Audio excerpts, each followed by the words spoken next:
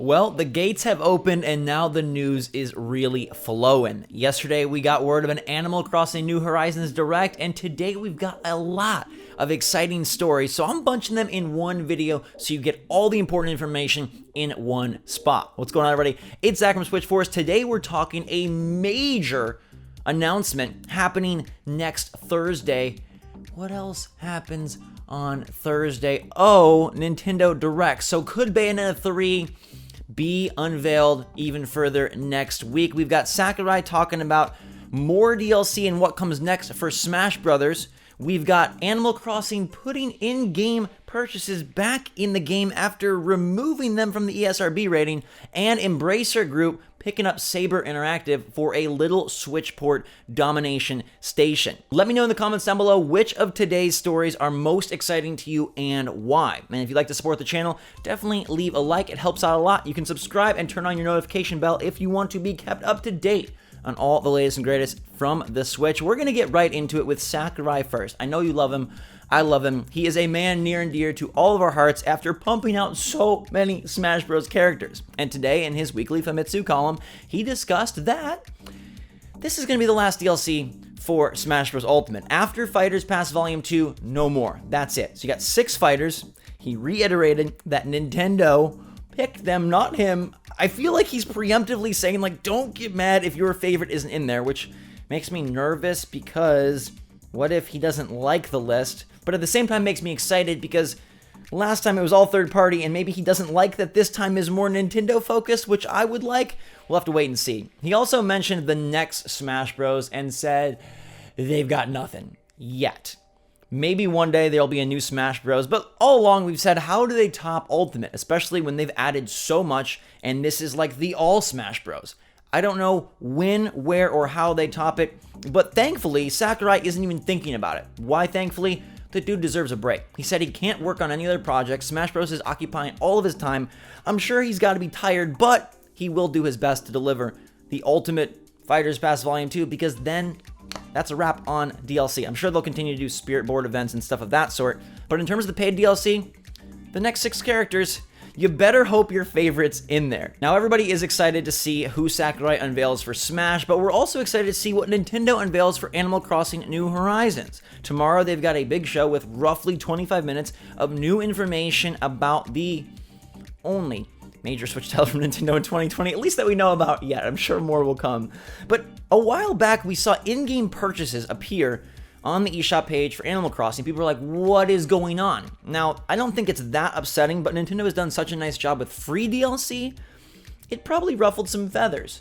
But why it really upset people, I believe, is because of the debacle around one island per console and how antiquated and difficult they're making things in terms of transferring your data or having multiple players have an island on one system. That just seems like a really backwards concept and way that they're structuring things. So people were happy when in-game purchases was removed from the eShop page, only to find it return today. If you look on the eShop page for Animal Crossing New Horizons, you'll see in the ESRB rating that it says in-game purchases. So what will they be? I think it makes sense in 2020 for Animal Crossing to have in-game purchases. Look, they are expanding their DLC offerings for many of their franchises, and more we're seeing big paid expansions.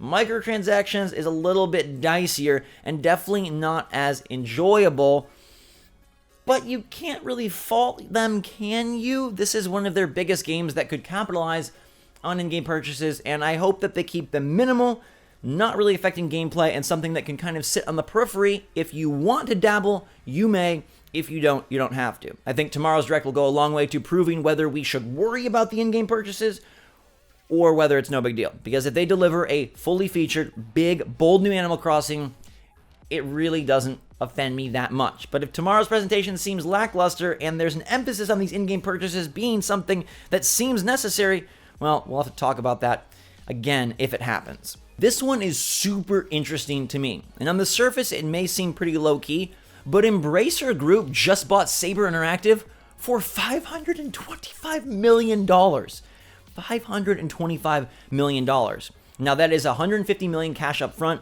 with $375 million due over the next 3 years based on performance.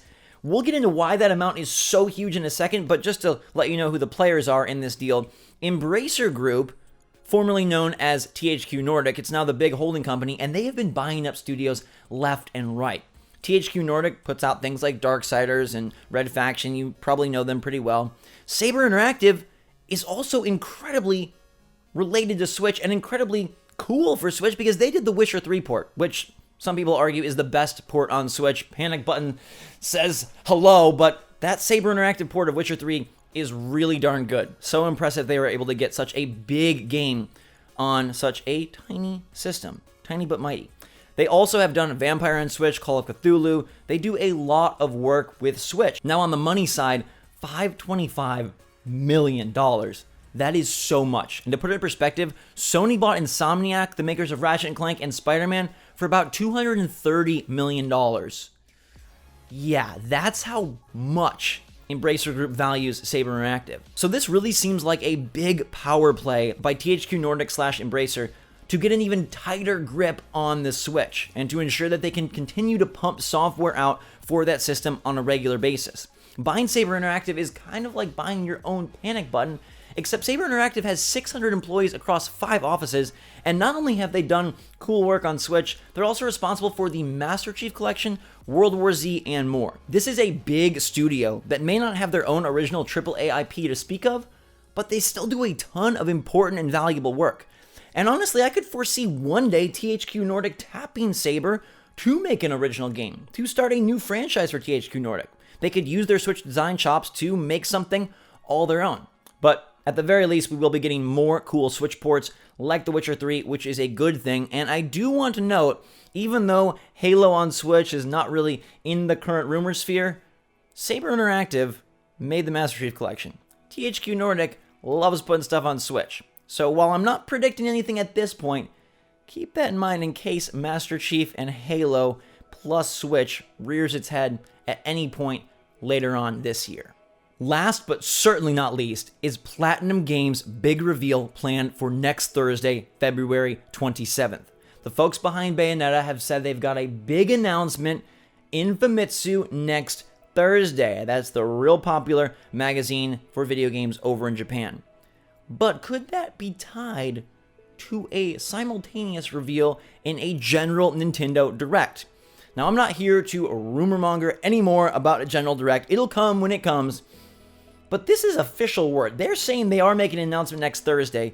And is it coincidence or not that Kamiya also said that Bayonetta 3 development is going well, that Thursday is the day for Directs, that Zippo said 2 Directs in February, that the Animal Crossing Direct is tomorrow, and that leaves an opening next week for potentially a big Switch announcement from Platinum, which Nintendo would most assuredly love to feature. Platinum has done a lot with Switch lately. Wonderful 101, Kickstarter coming to Switch in April. Cannot wait to play that again. Bayonetta 3 has been lurking for a long time.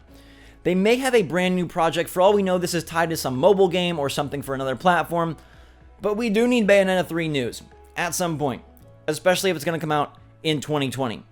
And with nothing on the horizon for Nintendo, Platinum riding high from that wonderful 101 Kickstarter, they just had Bayonetta and Vanquish release on PS4 and Xbox One.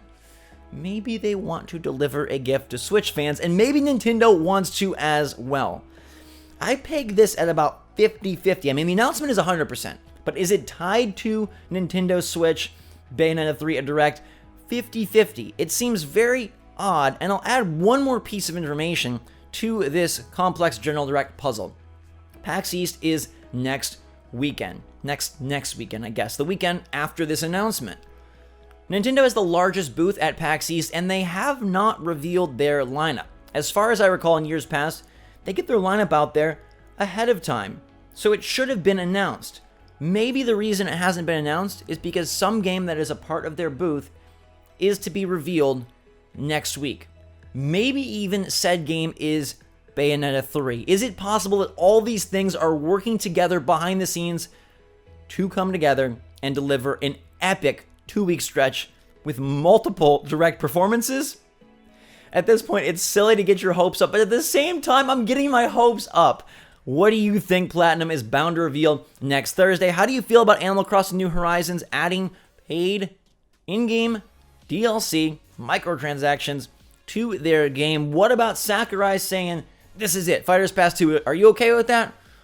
They better bring the right characters. They absolutely better. And then Embracer Group picking up Saber, even though it's more of a businessy side thing, I think that one may even have the biggest impact for Switch in the future, going forward, based on how many games Saber has brought and what they could do now with the backing of Embracer and THQ Nordic. Let me know what you think in the comments down below. Hit that like button if you enjoyed the video, and are pumped that the floodgates are open. New news is coming, games are soon, and we know that eventually we'll get the General Direct. So hope you're having a fantastic day. Thanks so much for watching, everybody. Make sure to hit that like button if you enjoyed the video and are pumped that the floodgates seem to be opening for Nintendo Switch news. I'll make sure to keep you guys posted if there are any developments in today's story. Have a fantastic day, everyone. Be good to yourself and others out there. SwitchForce out.